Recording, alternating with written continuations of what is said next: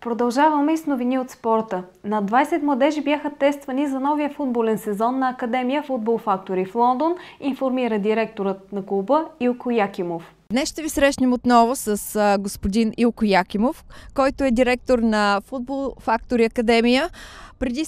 Здравей, Илко, преди 7 месеца бяхме при вас. Разкажи ни как вървят от тогава насам нещата в вашата футболна академия.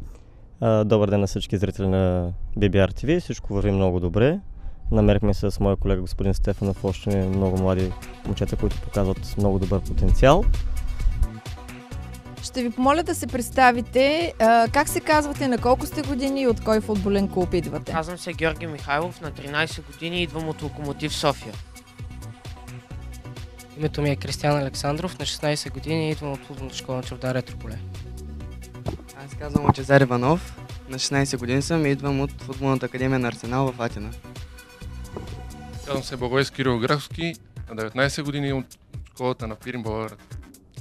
А как разбрахте за футболната академия? Ами чрез приятели.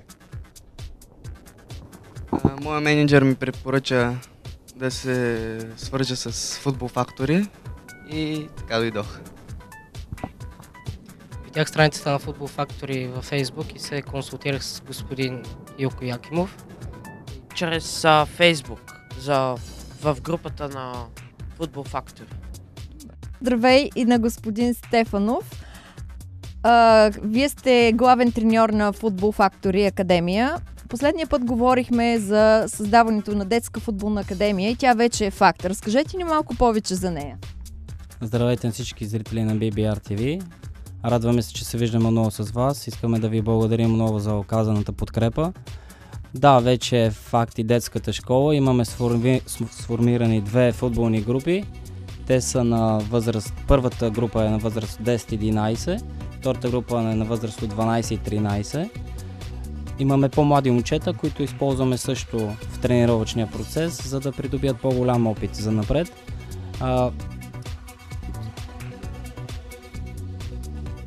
Това е като цяло. Нещо повече за лигата да ни кажете. Знаем, че се подготвяте за футболната лига. Да, значи футболната лига започва септември месец. Подготвителният период и сформирането на отборите започват в края на юли. А какви качества трябва да притежава едно дете, за да бъде част от Футбол Фактори? Значи ние първо искаме да видим желанието в едно дете, след това всичко друго се постига с много труд. Забелязвам, че екипа нараства и искам да ви представя един много важен човек за Футбол Фактори. Здравейте, може ли да се представите? Здравейте, приятно ми е. Казвам се Цветелин Александров и съм новия треньор на 11-12 годишните в Футбол Фактори. Как решихте да се занимавате с Футбол Фактори?